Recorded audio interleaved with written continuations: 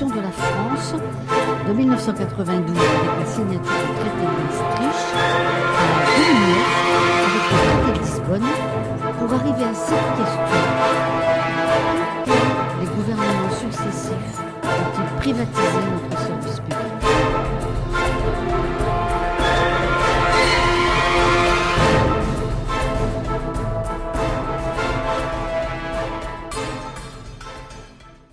Amis auditeurs, bonjour. Nous revoici pour notre émission Parole de citoyen, toujours avec Monsieur Asselineau, qui, je vous rappelle, est un historien. Asselineau, bonjour Monsieur Asselineau. Oui, bonjour, et bonjour à tous vos auditeurs. Aujourd'hui, nous aborderons la situation de la France de 1992 avec la signature du traité de Maastricht à 2009 avec le traité de Lisbonne pour arriver à cette question. Pourquoi les gouvernements successifs ont-ils privatisé notre service public ? Dans notre dernière émission, j'avais parlé rapidement du traité de Maastricht qui avait donc créé notamment le principe de l'euro, de la monnaie commune européenne, et le principe d'une politique étrangère et de sécurité commune aux États ayant ratifié le traité de Maastricht.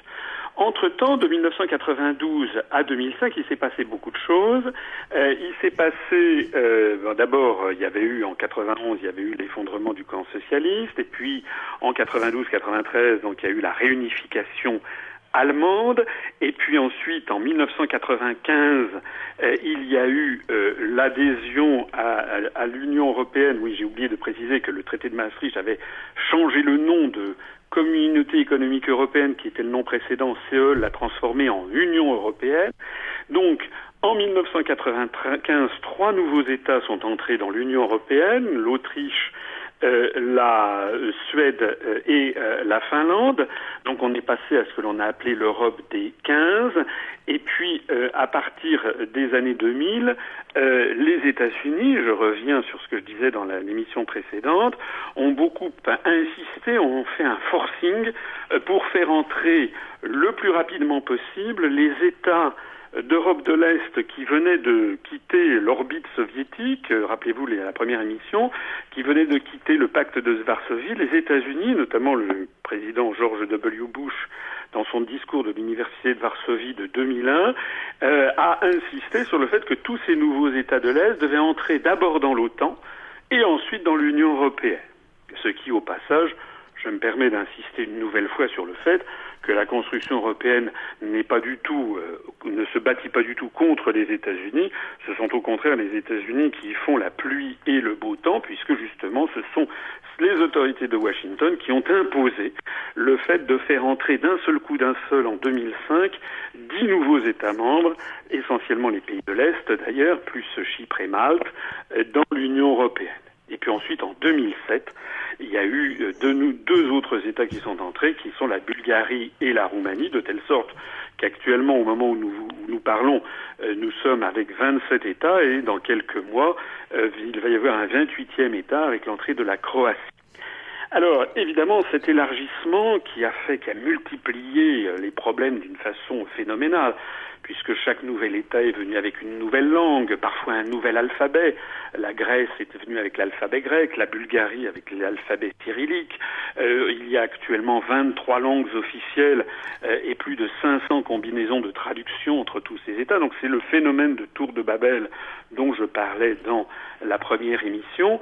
Eh bien, face à tous ces problèmes proliférants, les responsables de la construction européenne ont essayé de mettre à jour progressivement les traités européens. Alors, il y avait eu le traité de Maastricht de 92, il y a eu ensuite le traité d'Amsterdam de 1997, où l'on a notamment transféré à l'Union européenne, à l'Union européenne, les compétences en matière d'immigration. Et puis, il y a eu le traité de Nice de 2000. Et donc, enfin, à partir du début des années 2000, comme il y avait des blocages tous azimuts, les pays d'Europe, qui étaient encore 15 à l'époque, ont décidé de créer une convention, c'est-à-dire une espèce de grand cénacle, de grand club de réflexion, convention sur l'avenir de l'Europe, présidé par l'ancien président de la République française, Valéry Giscard d'Estaing, composé de plus d'une centaine de membres venus des 15 pays de l'Union européenne et qui allaient réfléchir tous ensemble sur ce qu'allait être l'avenir de l'Europe. Et c'est ceci qui a débouché en 2005 sur un nouveau traité, enfin qui a été signé, donc qui s'est conclu fin 2004, un nouveau projet de traité qui reprenait tous les traités antérieurs, parce que c'est une constante qu'il est important d'avoir à l'esprit. C'est que tous les traités européens, ce sont comme des poupées russes, ce sont des poupées gigognes, c'est-à-dire qu'ils reprennent tous le traité précédent et ils ajoutent des nouveaux articles. Donc le traité de Nice a repris le traité d'Amsterdam en ajoutant des articles, lequel traité d'Amsterdam reprenait le traité de Maastricht en ajoutant des articles, lequel traité de Maastricht reprenait le traité de Rome en ayant ajouté tout ce qui concernait ce que je vous disais l'autre fois sur la monnaie commune, la politique étrangère, etc. Alors, ce projet donc de 2004-2005, les Français, M. Giscard d'Estaing l'a appelé Constitution européenne pour faire chic, si j'ose dire. Parce que M. Giscard d'Estaing et puis les Français aiment bien les événements historiques. Donc, il s'est dit, pour faire chic, je vais appeler ça Constitution européenne. Il faut bien voir que ça n'était pas appelé nécessairement de la même façon ailleurs. Par exemple, en Angleterre, je ne sais pas si vos auditeurs le savent, en Angleterre, il n'y a pas de constitution. C'est un pays de droit oral. Donc, les Anglais disaient, mais c'est quoi une constitution? Il y a des gens qui avaient posé la question au Premier ministre britannique de l'époque, M. Anthony Blair, et M. Anthony Blair avait fait cette réponse que je livre à votre réflexion. Il avait dit, on appelle ça constitution pour faire plaisir aux Français, mais pour nous, ça n'est jamais qu'un traité international de plus. Alors, ça n'est pas des détails que je vous raconte, parce que c'est un problème qui a beaucoup frappé l'esprit des Français. C'est que pour les Français, une constitution, c'est forcément un texte assez court qui fait, mettons, 6, 7 pages ou 8 pages et qui traite de problèmes très généraux. Et d'un seul coup, qu'est-ce qu'ont vu arriver les Français? Ils ont vu arriver un pavé qui faisait, 250 pages ou 300 pages avec des centaines d'articles plus techniques les uns que les autres. Et les Français se sont dit, mais on se moque de moi, c'est pas une constitution. C'est parce qu'en réalité, il ne s'agissait pas en effet d'une constitution, il s'agissait de l'accumulation comme un millefeuille de tous les traités antérieurs. Donc déjà, il y a eu un problème de départ en termes de définition. Et il y a un problème de fond, c'est que les Anglais, les Français, les Allemands, les Danois, les Grecs, tous les peuples d'Europe ont des langues différentes et n'ont pas la même vision, ne serait-ce que ce que c'est que même une constitution. Alors, cette constitution, les Français qui l'ont regardée, il y a eu un vrai débat, rappelez-vous, ça n'était il n'y a pas très longtemps, c'était il y a 7 ans. Il y a eu un grand débat national qui a été engagé et le président de la République de l'époque, Jacques Chirac, avait décidé de faire trancher ça par référendum.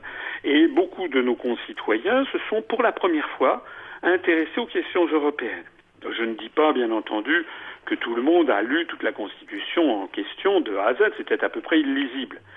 Mais je ne suis pas d'accord avec les gens qui disent les Français n'y comprenaient rien et ont voté uniquement pour ou contre le gouvernement. Ça n'est pas vrai. Il y a eu une véritable prise de conscience en 2005 dans une grande partie de la population que d'un seul coup les gens ont commencé à se rendre compte que ces questions européennes étaient importantes et qu'on ne nous disait pas tout et qu'il y avait des transferts de pouvoir très importants qui avaient lieu. Donc moi, personnellement, si on veut adopter un regard d'historien, eh bien je dis que c'est à partir de 2005 qu'il y a eu une cassure historique, je pense que les historiens dans 50 ans le noteront également, c'est que jusqu'en 2005, pour les Français, la construction européenne, c'était gentil, c'était bien, c'était la paix, de toute façon tout le monde s'en fichait parce qu'on n'y comprenait rien et puis ça n'avait aucune importance. En gros, c'est ça. À partir de 2005, les Français ont compris que ça avait une influence très importante parce que ça décidait de certaines politiques en matière économique, en matière sociale, et qui étaient des choix faits de façon définitive, qui allaient imposer, par exemple, une politique ultralibérale et qui allait vider de sens la politique nationale et les choix électoraux. Alors, comme vous le savez, ce débat a été très puissant dans la société française et s'est terminé par un non assez retentissant de 55% des Français, suivi d'ailleurs 2 jours après par un non identique des Néerlandais à 62%. Et si je peux dire, il me semble que depuis ce nom, eh bien, les choses ne tournent plus rond. Parce que comme vous le savez, au lieu qu'un vrai débat ait lieu ensuite, et que l'on dise aux Français, voilà ce que c'est que la construction européenne, eh bien, on a glissé le problème sous le tapis, et M. Sarkozy, à peine élu, n'a eu de cesse que de faire ratifier le texte qui avait été rejeté par les Français. Il a retiré quelques articles sans importance sur l'hymne national ou des choses comme ça, mais tout le reste a été conservé dans ce que l'on a appelé le traité de Lisbonne. François Asselineau, on va s'arrêter quelques instants. Qui a divisé le traité en deux. Voilà. François Asselineau, on va s'arrêter. Ce traité de Lisbonne a été ratifié, non pas par les Français par référendum, mais par leurs représentants en catimini, avec un soutien discret du Parti socialiste à l'UMP, c'est-à-dire qu'officiellement le Parti socialiste était contre, mais officieusement il y a eu des combinations dans les couloirs pour permettre en définitive au gouvernement de procéder à la ratification discrètement et dans le dos des Français. Nous allons faire une pause musicale pour nos auditeurs. Ce que vous racontez est excessivement intéressant. Mais on va y revenir, Michel. Et c'est passionnant. On fait une pause musicale. Et on vous reprend tout de suite, François Asselineau. Et on revient. Vous pourrez finir de nous expliquer tout ça parce que c'est passionnant. Alors en 2007, le gouvernement Sarkozy a réintégré la France dans l'OTAN et signé en 2009 le traité de Lisbonne. Quelles sont les conséquences d'un retour dans l'OTAN? Que dit le traité de Lisbonne, s'il vous plaît, Monsieur Asselineau? Alors, on ne peut pas comprendre votre question, enfin je crois qu'on ne peut pas bien répondre à votre question si l'on n'a pas à l'esprit ce que j'expliquais dans la première émission, c'est-à-dire le fait que la construction européenne a été voulue et continue d'être promue actuellement encore par les États-Unis, dans le cadre d'une volonté hégémonique. C'est très important. Les gens qui croient encore que la construction européenne a été conçue contre les États-Unis ne peuvent pas comprendre ce qui se passe. En revanche, on comprend quand on a les clés de lecture que je vous donne. Bien. Lorsque l'Union soviétique s'est désintégrée entre les années 89 et 91 et le pacte de Varsovie, et donc l'ensemble du camp socialiste, la logique, une certaine logique en tout cas, une logique de paix, aurait voulu que l'on dissolve l'OTAN. L'OTAN, c'était quoi? C'était le pacte de l'Alliance Atlantique qui s'était créé justement face au pacte de Varsovie. D'ailleurs, Charles de Gaulle, dans une confidence qu'il avait faite à Alain Peyrefitte, qui était son ministre de l'Information à l'époque, a consigné dans un livre formidable qui s'appelle C'était de Gaulle, dans son tome 2, Alain Peyrefitte rapporte que de Gaulle, je crois que c'est en 1963 ou 64, de Gaulle dit que lorsque le communisme s'effondrera, eh bien l'OTAN disparaîtra naturellement. Pour une fois, de Gaulle, qui est un grand stratège et qui a eu souvent tout juste, là pour une fois, de Gaulle a eu tort. Il a été démenti par la suite des événements parce que lorsque l'Union soviétique s'est désintégrée, au lieu que l'OTAN se dissolve, eh bien pas du tout. Les Américains, au contraire, ont décidé d'élargir le champ de l'OTAN. Et je le disais à l'instant, dans une question précédente, le président Bush est allé à Varsovie et a fait entrer dardard tous les pays d'Europe de l'Est dans l'OTAN d'abord, puis dans l'Union européenne ensuite. De telle sorte que, vu de Washington, eh bien, nous avons l'Union européenne et l'OTAN, ce sont en fait les deux faces d'une même médaille. C'est la face politique, l'Union européenne, et la face militaire, l'OTAN, qui sont les deux faces d'une même médaille qui s'appellera l'empire euro-atlantiste, si je peux dire, puisque le point suivant que recherchent maintenant les États-Unis, c'est d'essayer de bâtir ce qu'ils appellent un grand marché transatlantique, qui d'ailleurs a été approuvé de façon très discrète et à l'insu des populations européennes, en particulier à l'insu d'une très grande majorité des Français. Le Parlement européen a approuvé le principe d'un grand marché transatlantique en 2015, c'est-à-dire qu'au bout du compte, il s'agit de bâtir un empire ayant Washington pour capitale et dont l'Europe occidentale sera finalement un appendice et une colonie. Alors, en matière de traité de Lisbonne, et le traité de Lisbonne a créé deux sous-traités. Pourquoi faire simple quand on peut faire compliqué, n'est-ce pas? Il y a une espèce de volonté pernicieuse des constructeurs de l'Europe de faire toujours les choses une complexité inouïe. Donc maintenant, au lieu d'avoir un seul et même traité, on en a deux. On en a un qui s'appelle le traité sur l'Union européenne, le TUE, et un autre qui s'appelle le traité sur le fonctionnement de l'Union européenne, qui est le TFUE. Alors pour les amateurs de précision, il faut qu'ils aillent vérifier dans le premier, le TUE, l'article 42, qui fixe la façon dont justement les pays de l'Union européenne doivent être d'une certaine façon subordonnés à l'OTAN. Alors l'article 42 ne dit pas exactement ces choses-là, il précise simplement, enfin si j'ose dire simplement, il précise que la politique de sécurité et de défense de l'Union européenne doit être compatible et doit être en quelque sorte donc subordonnée aux contraintes qui prévalent donc de tous les États membres de l'Union européenne qui font partie de l'OTAN. C'est-à-dire presque tous, pas tous. Il y a certains pays qui ont une tradition qui remonte à loin maintenant, à plusieurs décennies, de neutralité. Par exemple l'Autriche ou par exemple la Suède. Donc qui se sont déclarés des pays neutres et qui ne sont à ce titre pas membres de l'OTAN. Mais néanmoins, la très grande majorité des États membres de l'Union européenne sont dans l'OTAN, et donc l'article 42 prévoit que toute la politique étrangère et de sécurité de l'Union européenne ne peut se concevoir que dans le cadre du respect des obligations contractées par ces États préalablement avec l'OTAN. C'est bien dire que nous sommes en fait subordonnés à l'OTAN. Alors, cette façon de voir les choses permet de comprendre deux événements importants. Premièrement, quelque chose que les Français ont du mal à comprendre et à admettre, qui est le projet d'entrée de la Turquie dans l'Union européenne. Vous savez qu'une majorité des Français est contre, comme une majorité d'Allemands d'ailleurs, comme une majorité d'États de peuples de l'Europe. Pourquoi? Parce que pour beaucoup de Français, la Turquie, ça n'est pas un pays européen, c'est un pays essentiellement asiatique, c'est un pays majoritairement musulman, et donc les Français ont une conception, j'allais dire, historico-religieuse de l'Europe. Mais ceux qui sont à la manœuvre, ceux qui tirent les ficelles, ce sont les États-Unis, je l'ai déjà dit. Or, la Turquie fait partie de l'OTAN. Et la Turquie est un élément essentiel de l'OTAN puisque la Turquie, c'est le flanc sud de la Russie et c'est le flanc nord du Moyen-Orient.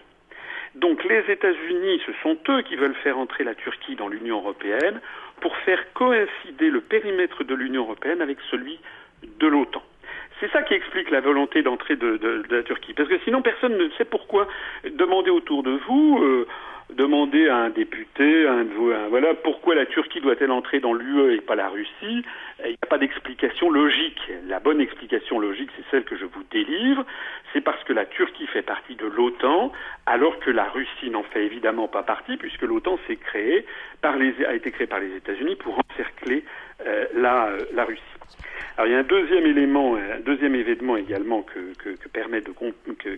mon explication permet de bien comprendre.